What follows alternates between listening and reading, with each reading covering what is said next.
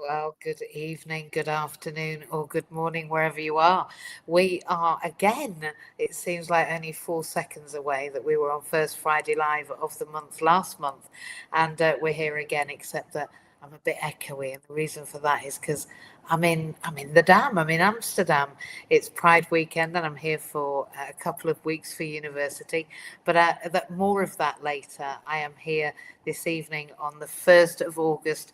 Happy 1st of August, everybody. Can you believe that we're on our way down the hill to Christmas? We've got past that hump of our seventh month. We're on the eighth. We're in that last really 4 months of the year guaranteed. In fact, it's not even 4 months to Christmas. So I'm just going to say happy Christmas time to you all because we're almost there. I'll be the first one to have said that to anyone in August. But I've seen things in the shop in August. So get ready for those Christmas presents and those Christmas trees being in all of the garden centres. It is unbelievably the 1st of August, and I couldn't be more excited to have Luke with us today, who is going to introduce himself. Look, First Friday Live usually brings to you some pretty outstanding people. If you want to look back on the back catalogue, you'll see Steve Brown, our Paralympian. You'll see Anna, she's another Paralympian. You might want to listen to Terry, he's a mental health practitioner. But really, what all of our guests have in common is that they all have lived experience of some intersectionality, whether that's disability or difference or having some form of addiction. That was the challenge for Terry. His life was quite chaotic with a difficult childhood, and he'd moved into addiction. Steve Brown, of course, he wanted to be a Paralympic, and he was, and then he broke one of his fingers, actually, and he could no longer carry on the sport that he did, so he pivoted to be a TV star. And he does Spring Watch if anyone wants to know where he is on the television. But Luke, I met, we'll get onto that. I met in not even England, not in Wales where I live, but in Scotland. But the first thing I want to ask, really, before I talk far too long, and we haven't got any room for questions, is Luke, can you tell the listeners and those who listen to this afterwards and those that will be listening to the podcast, because we have regular listeners, just a bit about who you are and what you do? Yeah, so my name is Luke Coggon. I'm 34 years old. I live with a physical condition called arthrogryposis multiplex congenital, either called AMC or arthrogryposis for short. It primarily affects me hands. It did affect me hands and feet when I was born. 34 years old, currently live in Doncaster. I work in construction, heavy industry, and for the past couple of years, I've recently dived deep and on a side as a hobby, I'm actually a disability fitness influencer. That's incredible. I know that I've seen you on your social medias. For anyone that wants to go and find Luke, put that name in and go and find him on Insta, and you'll see him in the gym lifting weights. That's right, isn't it, Luke? Yeah, I've been lifting since March 2024. So, yeah, I'm actually competing in my first disabled strongman competition. So, I've done a few competitions. I'm actually WCW deadlift. I'm actually the British adapted champion for deadlifting because I was the first person to do it, and I did that up in Scotland. Where we met. Yeah, We met in Stirling, didn't we? I was there for a mental health practitioners course with the Scottish Association of Social Workers, and you were working in that industry you're in the construction industry, and it really does bring me on to my question, because you and I were there as the breakfast door was opened, 6 o'clock in the morning, and anyone that's up that early is either in construction or they're into fitness, and of course you're into both. But when I met you and you told me you were health and safety actually in construction, I thought, well, why? What brought you to move into a career, an industry that really is quite similar to mine, in that as I'm training to be a social worker, there's not very many disabled social workers. So what inspired you to choose a profession that's really in the main quite physical? What led you to it? So I first joined the construction industry in 2011. So in September, it will be 14 years. 18th of September 2011 was my first day working on to one of the main petrochemical refineries in the UK. And I have to give credit to my father. My father got me in the industry. I didn't really know anything about it before I started, but I gained opportunities, gained knowledge, gained the qualifications. I actually fell into health and safety by accident, and since then I've just enjoyed it. Just enjoyed it. Obviously, I had a bit of a bump during COVID. I got made redundant from my old employer. As everyone knows, COVID was a horrendous time. Got made redundant. I had a brief stint working at Amazon warehouse doing safety, which was an interesting experience. Then in the winter lockdown in November, I got my previous job where you met me in Scotland, but I was travelling sites across the region. It, mainly in Humberside at first, then in the North East. Then in July last year, I got asked to go to Scotland. Yeah. Yeah, that's where we met. We met in Stirling. And when I got to Stirling, the footbridge wasn't working and I couldn't get a Mm. wheelchair vehicle. But by the time I left, the footbridge was fixed and the wheelchair accessible vehicles had been put on by the city council. So Mm. I can I can only celebrate Sterling. Number one, because they helped me move around, but number two, because I met you and a number of other fantastic individuals. So Sterling was purposeful in that we connected, Luke, wasn't it? But then you've moved from that job now and you've got a different job and you're back nearer home, are you?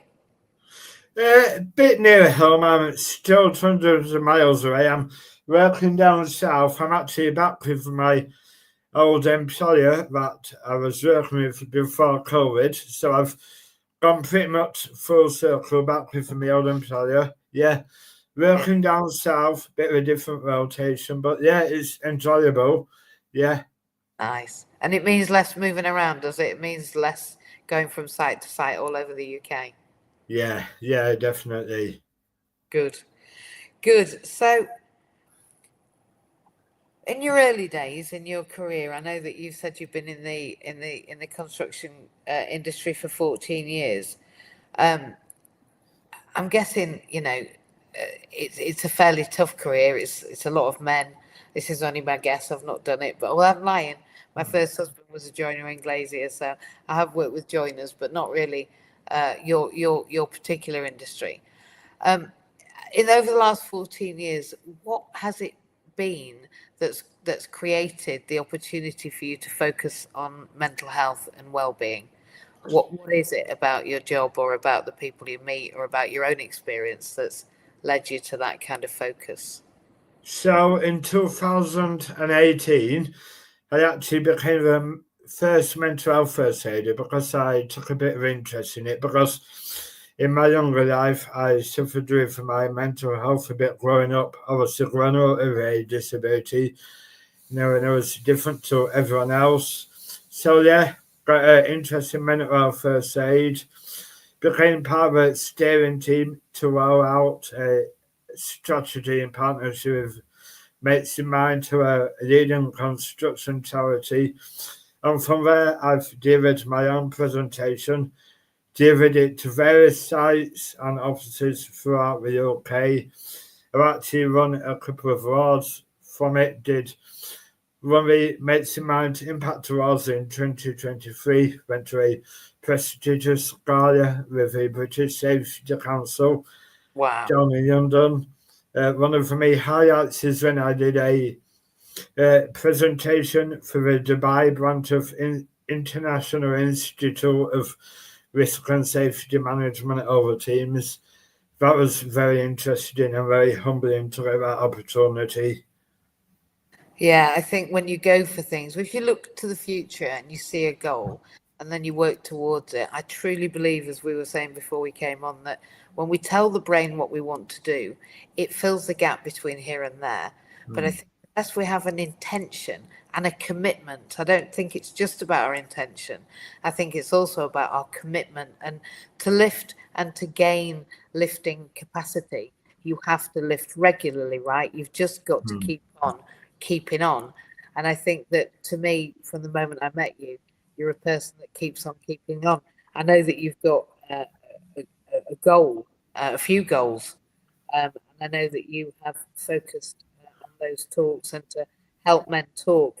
Um, I believe that the construction industry, like many male-oriented physical industries, really has a massive growing challenge. And my own thinking about that um, is going to come after I've spoken to you. But what do you think is the most significant factors around mental health and men, and mental health and men in industries where they're perceived as strong and don't need any help and don't need to talk? Well, I've done a lot of research on the stats, obviously, for men under 45, suicide is a leading cause of death. As also, there's a stigma in the industry among many men and lads in the industry that talking about it is a sign of weakness. We need to man up. There's various psychosocial risk factors which can increase the risk of mental health awareness, poor welfare facilities, working away from home, working on hours, job insecurity. Obviously, during the COVID pandemic, I had a few friends and work colleagues who even potentially got stuck in different countries for long periods of time away from their families, and that had a massive impact on their mental well-being. A lot of work has been done, and there is a massive task force in the HSE and various other organisations, including the Health and Construction Leadership Group, but there is still a lot of work to do. I think that's the same for all forms of inclusion, whether we're talking about mental well-being, physical inclusion, or biopsychosocial inclusion, right? The idea that actually society needs to reflect society. I truly believe that our industries need to reflect the people in society, because I don't think we can be what we can't see. So if children don't see people like you and I lifting in the gym, if individuals of determination, which is what we're called in the UAE and Dubai, actually, not disabled, but persons of determination. If those people, if we don't see other people like us in frontline leadership programs, in the boardroom, at the top, in the management positions, then it's very difficult for us to aspire. So for me, I believe that the answer for mental health well-being is to start talking about it. I was speaking to somebody just on the way here, halfway in the train station, and she was behind me and just spoke very quietly about the fact that she'd experienced cancer. And I said to her, isn't it interesting that when people say the word cancer, they usually say it under their breath, kind of, oh, she's got cancer. We're still really treading lightly around the fact that there's an increase in all of it, mental well-being, issues, challenges, difficulties, as well as physical and chronic health conditions. I mean, you and I were both born with disabilities, but I think it's a big shock for people when they realise that actually they're either disabled or yet to be disabled. They're either, mentally well at the moment, or at some point something will knock them off that mental health well-being perch, because life can be challenging. So I think talk about it, because when it becomes normal to say my mental health at the moment is challenged by this particular happening, whether that's loss or loss of a job, or bereavement, or money worries, or job inconsistency, as you said, or poor welfare facilities. If we're talking about that, then I think we resolve the most significant problem, which is that people are ashamed. And I certainly am not ashamed of experiencing mental health challenges. My own father went under a bus when I was 17, and I turned his life support machine off. And I did have a spell in mental health services just after that, which most people would say, well, of course you did. But thankfully, I did reach out and I did go to my GP. And for a short time, Luke, I did take the medication that they gave me, which, to be honest, numbed me, and I think it was necessary. But I don't think pharmaceuticals, so medicine, really is a long-term solution to mental health well-being. I believe that it's the Magnificent Seven. And one of those, which is, eat right, sleep right, move right, talk right, think right, poop right, is move right. And Mm. I think that they say that when we exercise, which I do too, that we release hope molecules. So we know that it raises our endorphin levels. We know we get a bit of a buzz, a dopamine hit from exercising, and afterwards we've definitely got more energy than before. So I think that as well as talk right, I think we need to also focus on those other magnificent six of the seven, which includes your move right. I just want to go back to the idea of the fact that you've obviously worked with some great people. You've had some brilliant opportunities to speak all over the world now, Dubai, from here to Dubai and back again, whether that's on Teams or physically. It's with those industries over there, and the International Health and Safety Organization. I work with the International Federation of Social Workers, and I think the global perspective of any industry is very important. We need a top down, so from that very industry top, to a bottom up where we're talking on the ground floor about mental health well-being, about including disabled people, about the access to work services, which of course I run Accessibility Partners. I founded it 3 years ago, and we provide the access to work services for people that are employed, self-employed, or are about to become self-employed. And you began something just a while ago, although I know you've had to commit to your career climbing in the last couple of years. You thought up something called Think Differently, but I know that you said to me that that you haven't done a lot with that yet, although it's something that's kind of been in your mind for a few years. If I was to take away all of the limits, time, money, energy, all of those dreams, space and time, so you could go anywhere and do anything, what would be your dream for the organization Think Differently, which you started thinking about founding? Well, I set up thinking differently during COVID, just as I was getting made redundant. I set it all up, got everything set up. Obviously, with my work around mental health awareness, and obviously with my lived experience, I was going to aim it towards the heavy construction industry, pushing mental health awareness, speaking about my own thinking differently around mental health presentation, and also disability awareness, pushing disability awareness, because obviously there's great massive organisations such as the Business Disability Forum and the Disability Confidence Scheme, but there is still scope and room for more work to be done around disability awareness in the construction and heavy industry. There is, and more than that, there's a massive opportunity, in my opinion, in the next 5 years for individuals of lived experience to really start sharing their thoughts and feelings and experiences. Because until we understand each other's story, we really don't know where the other one's at. And so many people stay silent about both their needs for reasonable adjustments in the workplace. It's very difficult if you've got a hidden disability. I mean, you walk, you drive, you do all those ordinary things. It's only really when somebody gets up close and personal with you, and starts to spend time with you, that it's possible to know that you're disabled. I'm fortunate that I'm in a wheelchair. I say fortunate in that people that notice my disability. I don't need to wear my sunflower lanyard in order to, which is the Hidden Disabilities Awareness lanyard, in order that people know I am.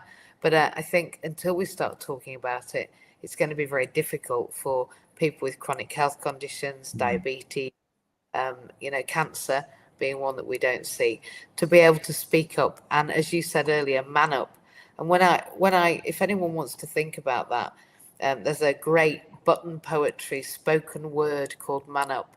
and I may put it onto the end of the podcast and speak it. I may just put that on at the end. But basically, the Man Up Button Poetry, and if you look it up on YouTube, he talks about, manning up being about being sensitive and understanding and open and gentle and kind to ourselves, and not going with the commonality of having to be tough and quiet and stand it on your own.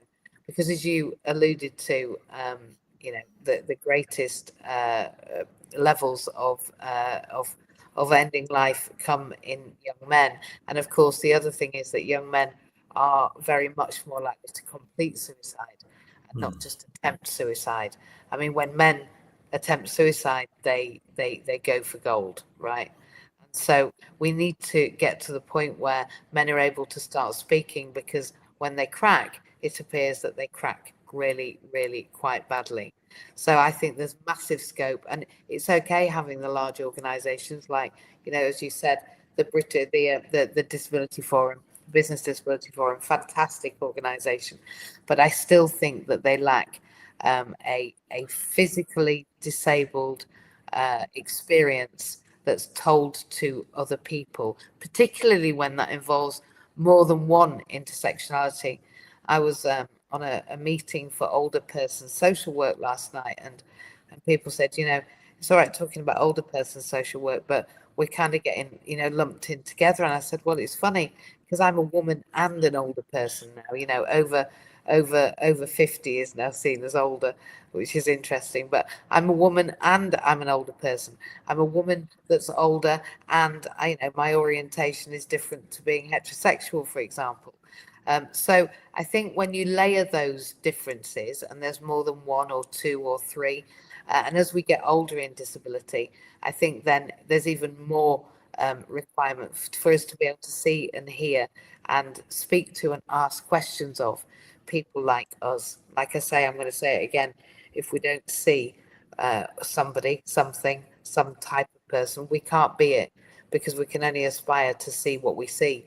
And be what is that we see in the industry. If there are no disabled teachers, it's very unlikely you're going to be one. Or there's always a first, right? There's always a first, but I think it's hard to be first all the time. So talking about it's hard to be first all the time, and it's hard to be disabled in an able-bodied world. What do you think the biggest barriers in either your fitness industry or in your health and safety industry, to which is my raison d'etre, my reason for living, to achieve inclusion? What do you think the biggest barriers are? Biggest barriers is there's not enough awareness of the opportunities out there for disabled people. I don't believe there is enough awareness, because obviously in the industry I work in, one of the limitations to me is I obviously can't climb up ladders or do anything like that, but I speak to my employers and the sites to work on, and they accept that, they're happy with that, and they put provisions in place to help me reasonable adjustments. So they're expected to climb up any ladders which I wouldn't anyway. And for fitness and in the gym industry, again, there just needs to be more exposure, more awareness, which is the work I'm trying to do around promoting my fitness page on Instagram, which is called the Deadlifting T-Rex, I love it. which I actually call myself. Absolutely. I love the fact that we're allowed to take the mick out of ourselves, just nobody else needs to do that, right? I think the deadlifting T-Rex is something that everybody should go and have a look at on Instagram. Honestly, when I've seen you in the competitions, the early competitions, and now working towards this next competition that you've got coming up, we're going to talk about that in a bit. I'm really, really excited to see your progression, and just how pleasing it is. I know when I smash a barrier in the gym, it's you look back and think, I couldn't do that 6 weeks ago, I couldn't do that 6 months ago. And I do think that the industry absolutely has a massive amount of scope to move into inclusion. And you're right, I don't think there's enough jobs that have the reasonable adjustments around them, and of course beyond reasonable adjustments, which are those things that you're employer can do or you can do for yourself, for example. We work with the Access to Work scheme, which provides individuals those things that are required but are beyond the reasonable adjustments of the workplace, which I think is fantastic because it means that employers really ought not be put off by the idea that somebody has applied with a disability. And the idea often I hear from them is, oh, well, we don't know what to do and it'll take too long, won't it? But actually, if they get an organisation in like Accessibility Partners, we really handhold that journey from the get-go. From the moment somebody is applying for a job, we can apply for help with helping somebody have support at an interview, communication support. That's free to the employer. And then our coping strategy support, which really lends itself to what we've been talking about already today, is completely free to the employer. It's free to the individual as they receive it, and we actually charge the Department for Works and Pensions. And the reason I think that's justifiable, before everybody in the audience and out there on social media land starts screaming, don't spend our tax money. Actually, for every £1 that's spent in Access to Work, nearly £2 in how much people earn and pay in tax goes back into the coffers. It's not quite £2, but it's almost double. And I think that really will surprise many people, that the more we spend on disabled people actually in the workplace, the more we support them, the more money we make in the world, because in the country, because they're paying tax, they're contributing, they're working, and they're earning. So the idea that we shouldn't spend money on disabled people is actually contradictory to the reality. If we spent a little, we would gain an awful lot, because people like you and me would have the opportunity for work, as we both do, Luke. And not everybody in our position can say that they have access to work, or that they've even accessed a job, and furthermore that they can't keep it. So many, and this is a crazy figure, and I think it's almost 3/4, but don't quote me, people, might be 60% of first jobs of disabled jobs only last a year. So the idea that you've gone back full circle to your employer just really does answer, number one, how much they were willing to make those reasonable adjustments, and two, the standing that you have in the industry, that they'll take you on almost in spite of your disability. I would like to say it's because of your disability, because as a health and safety human, you would absolutely need to understand what reasonable adjustments were, what the Equality Duty says, what the Disability Discrimination Act. I think the barriers are huge, but I think that it takes an inside out perspective, somebody on the inside, like you say, becoming the mental health practitioner, really having a focus on people's voices to be able to be the difference, the difference. There's no point in talking about it unless you're going to go and show it. People like to have behavior modeled. They like to see it. So when I see you in the gym, it promotes me to want to go to the gym. When I see you stepping out and stepping up and manning up in the most sensitive way, I feel empowered because I see you doing it. So I think people think, if she's doing it, if he's doing it, well, why can't I? I really do. So we are only halfway through, and I've got to say that very often I could talk a lot more than this. Doesn't matter how long this lasts, because everybody wants to listen to about 40 minutes. So it doesn't have to actually last the full hour. But you're probably going to take up some time now. But I'd like you to tell those that are listening, and me, because I'm very interested, what does a typical day look like for you when you've got is it a full-time job and you've got sport and you've got full-time job. I normally get up about 4 to 5 a.m, have a shower, get dressed, have a coffee, go to work, normally finish about 6, straight to the gym, get some food, train at the gym, go back, depending on what I've got on. Sometimes I log on to my laptop, do a little bit of work or stuff, go back to bed and up again. And when on my weekends off, I try and get up at 7 or 8 a.m, get the gym early out of the way, and I've got the rest of the day to try and relax. So pretty hectic at the minute. Yeah, I mean, intense, but I mean, you've got absolute dreams about what you want to do in the next few years. You were talking to me before we came on about your career objectives and your objectives with the gym. Tell me what you're doing in the next 2 weeks. Tell everybody what you're doing so they can follow you and come and find you and see your footage. So on the Saturday, the 16th of August, in a little town in the East Midlands, I'm going to be competing in my first ever disabled strongman competition. East Midlands strongest disabled man. I'm not putting any pressure on myself at all because I know there's some highly experienced and highly professional athletes who are going to be competing there. So I'll be competing against some very, very good competition. But I'm just going there, just going to give it my absolute all and see where I end up. But obviously, I've got this one, got a bit of a break, and then 99% sure I'm going to be at a major deadlifting event at the Birmingham NEC Arena on November the 1st. And Oh then in wow. December, I've just officially registered for another bit of a smaller strongman competition in December. So, yeah, I'm going to have this competition. Then a few weeks after that, I'm actually at Creamfields Music Festival for my birthday. So, going to enjoy myself there, have a bit of downtime from work and the gym, enjoy myself there, listen to some good music, make some memories, and then after that, I'll be straight back to it, straight back in the gym, straight back to work.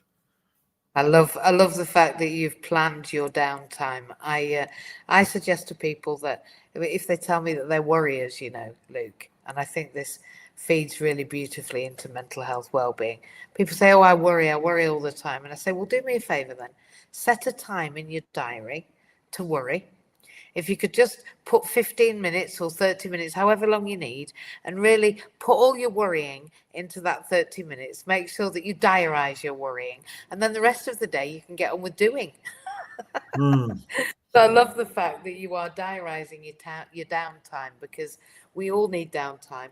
And having time off the gym is just as important as having time in the gym because that's when we rest and repair, of course. Mm. So yeah, I'm glad that you're going gigging.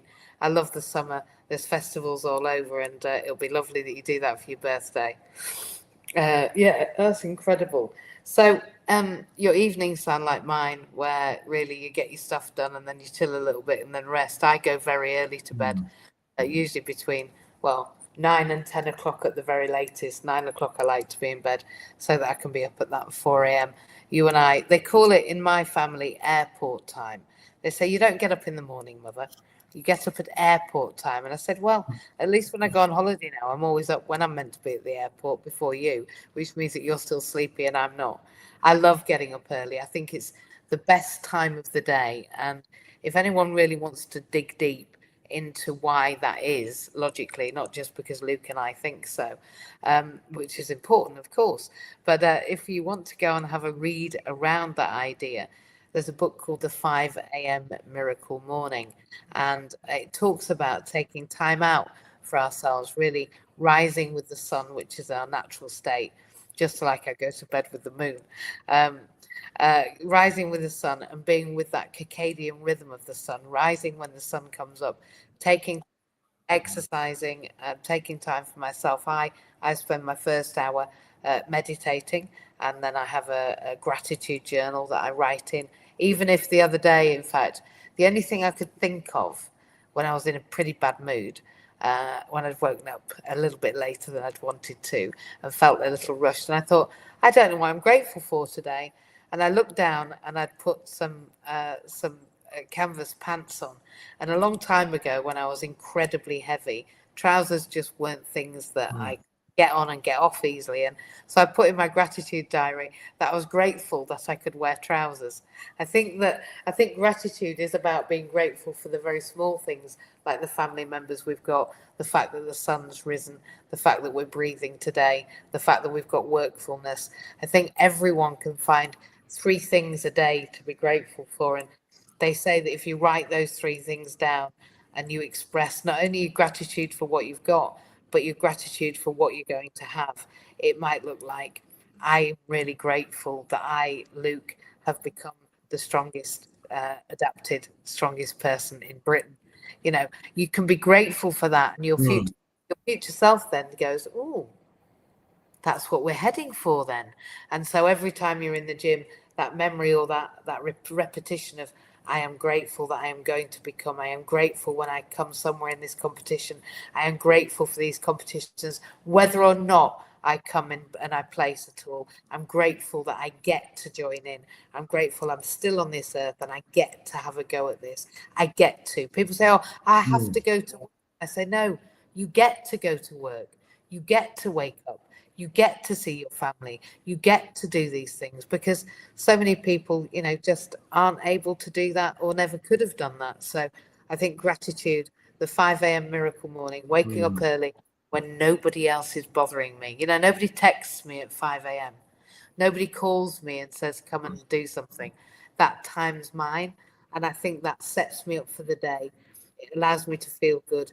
And then when I go to work, then I look good because I feel good. And then people say, your energy is so positive. Well, it's because I create those hope molecules through movement, right? So, yeah, thank you. Look, I'd like to finish with a couple of things. And I reckon that you might have a lot more to say than you realise about this. Apart from, I'm going to go the other way around. So if people want to get hold of you, Luke, they want to look at all the amazing things that you're putting out on social media. And I will expect those things to go up even more now that we've got my audience members watching you as well. I'd like to see those posts. I'd like to see those reels. And in fact, we're going to turn this recording, this live recording, we're live on Facebook and LinkedIn and on YouTube, but we're going to turn this into our usual podcast with some reels, some snippets, some highlights of the moments that we've had together, and we're going to share those with you, so you're going to be able to put those out on social media. And this should be out probably in about 4 Sundays time. It comes out at 4 o'clock on a Sunday. We find that people have a little bit of time for 4 o'clock afternoon on a Sunday to listen to their social media, and it's becoming a bit of a tea time favorite for some of my individuals who will say to me, oh, it's this Sunday, isn't it? I'm going to get myself a cup of Organo, actually the coffee that I really should be. Got it here with me. I'm going to grab it, because they'll say, "Oh, I'm going to grab a cup of my mushroom coffee, MJ," and I'm going to sit down. And when it's released at 4 o'clock, I'm going to listen to that. When we finish today, that's the next thing I'm going to do. And the reason I distribute this, Luke, is back to the health thing. You know, eat right, move right, think right, drink right, poop right, speak right, and sleep right. This coffee is an adaptogen, so this has the mushroom of everlasting life in it. And if you were found in ancient China with it and you weren't an emperor, the first time you were caught with the reishi mushroom, they chopped your hands off. And the second time, they chopped your head off. I don't think that there were any third time people. But I've been taking adaptogens, which is what mushrooms are. And we know that mushrooms were the first things on Earth, actually, because they're mold. And we know that actually we think that they're going to be the last things on Earth because, of course, they're so simple. But they're so simple but effective. And adaptogen is a key and a lock. So when our body is inflamed, or when it's out of sympathetic and parasympathetic balance, when we're in fight, flight, fawn or freeze, when we're experiencing inflammation, the reishi mushroom is an antioxidant, it's a nitrate donator, and it's, well, I'll tell you this, when I share it with my girlfriends, and I'm talking about for the friends that I have that are girls and they have husbands, they'll get their husbands to drink it for 30 days and they'll say, my husband needs another box of that coffee. I say, oh, does he? And they say, yes, he does. Yes, he does. And I say, might it be the increased blood flow, my love? So they very much are encouraging their husbands to drink coffee or tea or hot chocolate or all the other things that we've got it imbued in. And I think, to be honest, they've got their cup of coffee on the table when they get home, maybe just before they even want the coffee. It's so funny to hear women say that their husbands definitely need the coffee. But you couldn't pay me 6 figures to stop drinking the mushroom coffee or taking the spores. And if anyone does want to direct message me about that, we also, as I'm sure you know, Luke, you talked about money earlier, and we're going to go on to that with your magic wand in a minute, or my magic wand that I'm going to lend you. But you said to me something about, it was something along the lines of, well, obviously I'd like to travel the world so that I could go and earn money.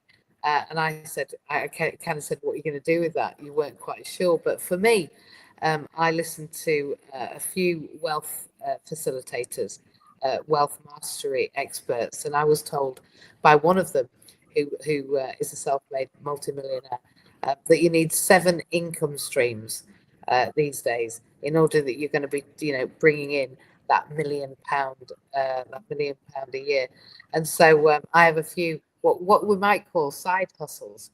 But I'll be honest, for disabled people, if you are at home and you have never been in business, you don't have a job, you don't think the job centre is going to do a lot for you, you've been and they offer you things you don't want and don't really want to do and wouldn't enjoy, then thinking about these kind of side hustles, like, I don't know, what used to be was Tupperware and Avon. I made quite a lot of money in my younger years when I was a student on Avon, because I could do it in the evenings, I could do it at weekends, I could do it when I wanted to. And so I think the coffee business, for me, the reason I began redistributing it was just because people kept asking me for it.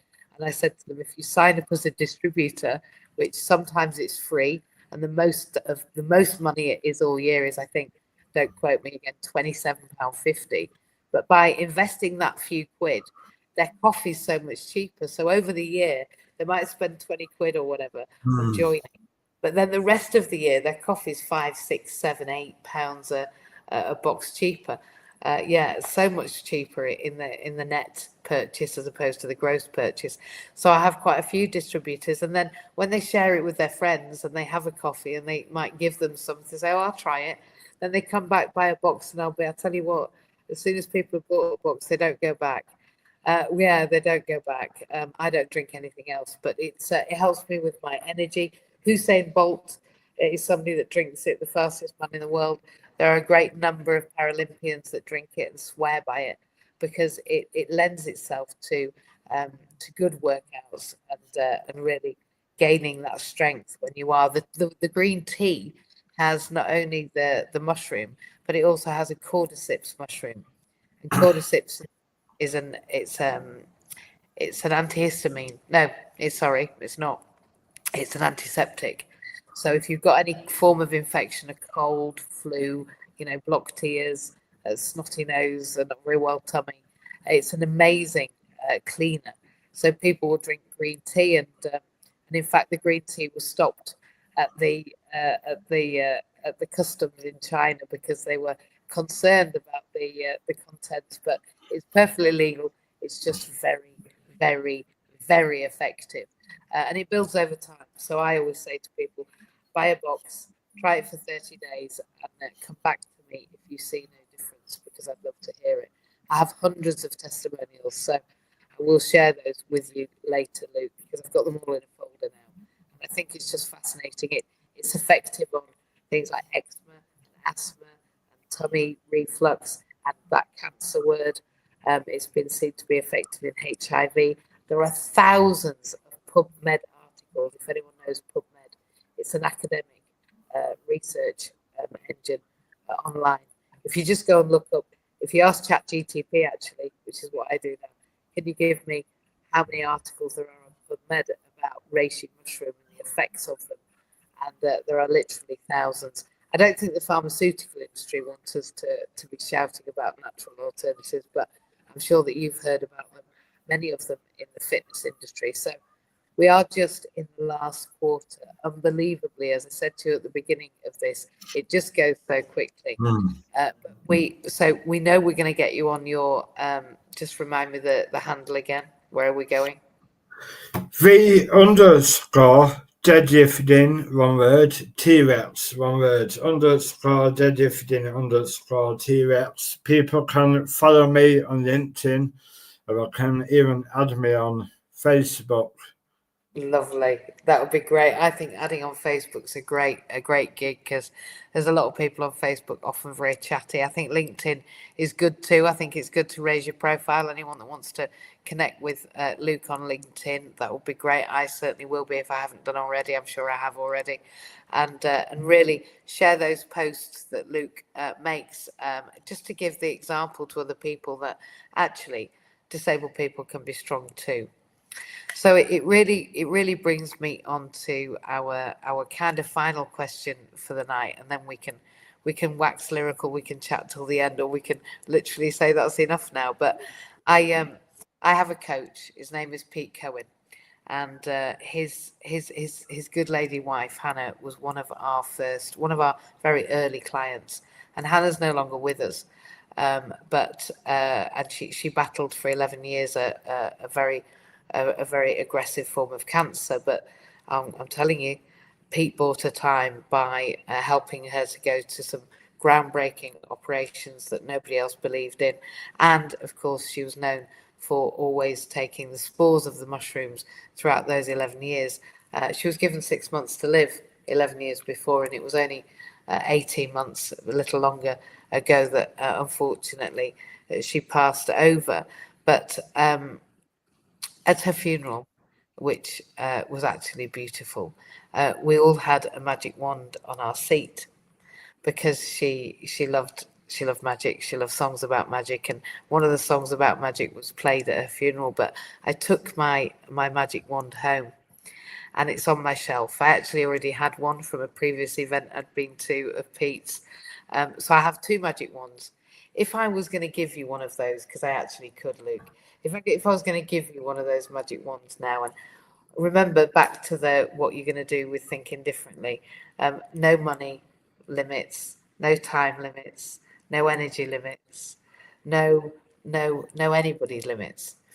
What would you do with your 5 minutes of having my magic wand? What would you change in the world, or what would you work towards in your life? Well, the first thing, if I had a magic wand and anything was absolutely possible, I actually lost my mum to cancer in February 2021. Obviously, she didn't see of what I've been achieving in my dream and in my career, because when I lost my mum, I actually went in a bit of a downward spiral. My mental health hit rock bottom in November 2023. And that's what inspired me in January 2024. I needed to change. I was massively overweight. My confidence was at all time low. My health wasn't great. So, yeah, 2024, I lost about over 3 stone in weight, lost all my weight, lost all my body fat. So, this year I've been focusing on building up muscle, building strength. So first thing I do is I'd have a 2 minute chat with my mum. Obviously, miss her every day, not a day goes by when I don't think about her. I know she's with me in spirit. Magic wand, thinking differently industry. I had a vision of getting it to a 7-figure turnover company in the next 10 years. Obviously, Magic Wand, I'll be able to achieve that. I have multiple people working for me, website set up, branding set up, industry leading company, not just in the UK, not just in British industry, but all over the developing world, in America, even in the Far East. I would have it global. Absolutely. I just see that your vision and your mission, actually, your personal mission to show up and be who you are, stand up for people and express so openly and honestly about your own mental health challenges is honorable. And it really, well, it meant that I called you here to come here today, because honestly, you're an inspiration to me, because um, I feel sometimes it can feel quite lonely when you're pushing the boundaries and you're pushing the barriers, and you don't see other people quite so often doing it in the same way. So, your dreams, I think your magic ones should be fulfilled by the universe. And by the way, I truly believe it's it's my lived experience, and also my experience when I stopped. My heart stopped and I was intubated and resuscitated. That actually, this is just a dress rehearsal, right? That we are learning here and growing here and going through those circles that you talked about, your mental health became quite challenged. You made a change, you made a step change because you saw what was happening. I think we're here to learn, and I believe that you are preparing for when you do show your mum, and I think she already can see it. But when you do move over, eventually, many years time, it'll be to her like you've just got there, because eternity takes a long time. So we think 45 years or 50 years is a long time. It's not when you come to the beginning of time and the end of time. So it'll be for your mum like she's only just left you, and you'll have so much to show and tell her. But I too would bring loved ones back for me, really, for just a few minutes to show them what I've done, and why I've wanted to make them proud, and the ways in which their memory has really pushed me on to keep doing that. At the times when I thought, oh, I can't, actually I thought, yeah, I can, because I want to show them just how much they meant to me, how much they mean to me, and the fact that they put me in this world, right? Because I think we're all here for a reason. I think we're all here to bring our part. Yeah, definitely. Also, I wanted to touch on something what you said. It can feel lonely at times. I do a lot of research into personal development, and a lot of hyper successful, really successful people do go for a lonely chapter season, whether that disconnected, whether they're just focusing on the grind and the hustle. Sometimes they have to be lonely to cut out all the distractions and everything else to get to where they want to be. That's very, very true. I think, traction is created through removing distraction, right? I think that in order to focus on our mission, our vision, our goals, our dreams, we do need to be focused. We need to be determined. We need to have that commitment, as we talked about, and that intention. But I also believe that for those high flyers at the top, I agree with you that there is some necessity in order to get where you're going, and at the same time, we need to be able to reach out to each other, don't we? That's why we need to see each other and talk about the challenges as if they are, perfectly ordinary. I woke up this morning, I didn't feel too good. This is what I did about it. This is what I'm going to do about it. I'm going to pick up the phone to a friend and say, just tell me why it is I'm doing this. Just remind me again why it is I want to be, Britain's strongest man. Because, I'm really not up for the gym today.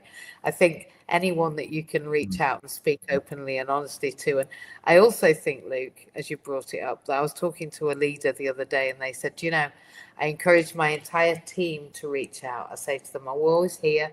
You can email, you can pick up the phone. I'm here for you. And then he said, but you do know that I'd rather sit in a corner and rock than ask anybody else for any help. So I think it's really important that we recognise it's good to offer help and offer that mental health support, but also in order for an organisation to be culturally mentally well, I think we all need to be on that agenda, don't you? Yeah, definitely. We all need to develop and hone our self-help coping strategies. Every one of us for different things. Like for me, it's going to a gym, pushing my body to a limit where I'm hurting every night. That might not be everyone's cup of tea. It doesn't have to be as extreme as that. You can go for a walk, read a book, even listen to relaxing music, meditative music, or a podcast. Exactly, one of these podcasts, or indeed just have a dance, like shaking it out and putting on your favorite boogie and just shaking out those feelings. The body can change. Apparently, when we have a sad thought, or we're angry, it lasts 130 seconds, a minute and a half, and after that, it's just the story we've told ourselves. So if you can distract yourself from those negative thinkings by doing something quick and easy, like having a wriggle or listening to some music or listening to this podcast, then we can literally change our mind, into a different direction. And you're right, Luke, personal development, I'd never even heard really of things about personal development until COVID. I was so focused on work and education and raising children that thinking about me really hadn't been part of my agenda. It was more thinking about everybody else, and I wonder whether that is the case for many people, that it isn't until something happens like the loss of your mum, or for me it was my heart stopping, that we really turn around and think, what is it I want, and how am I going to use it? How am I going to get there? Because it's down to us, isn't it? Definitely. People can help us and guide us. You can have your best family, best friends around you, but it's your choice, it's your life, it's your destiny. It is. It absolutely is. And I think that on that note, Luke, it has been just my utmost pleasure to have you here. It's felt like 10 minutes, not 55. And I am grateful that you have come. Look, we're going to be putting this into a podcast. I'm going to ask in here and now, in a while, when you've succeeded at all these amazing things that you're going to do, and in a while when we've grown and changed, and our offer has changed, are you willing to come back and talk to us again? Yeah, I'll be more than happy to come and speak to you guys again in the future. It's been a humbling and fantastic experience. Thank you for giving me the opportunity. Oh, Luke, it couldn't be more. My heart is singing, because from the moment I met you, you were for me another person of determination, showcasing just how determined you've got to be to move through the world with a disability, and to move into industries and spaces and places that other people aren't frequenting yet. But we go first and they will follow. I'm telling you now, the fitness industry's got to change. We need to change the gym machines. We've got to change access. And you and I are forging the way for other people to come after us. I am eternally grateful to you, Luke. And I'm going to say goodbye to the people that are watching and listening. We've got some comments, which I will talk to you. I will make some comments afterwards. If for anybody that's put those comments, I can see that I haven't had time to respond to yet. And please do follow Luke, find his work, share him out, and make sure that other individuals of determination, people with disabilities, understand that everywhere is for us. We've just got to go out there and make our mark. So I will say good night to everybody. Good night. Say bye. Night. Bye. Bye. Night. And I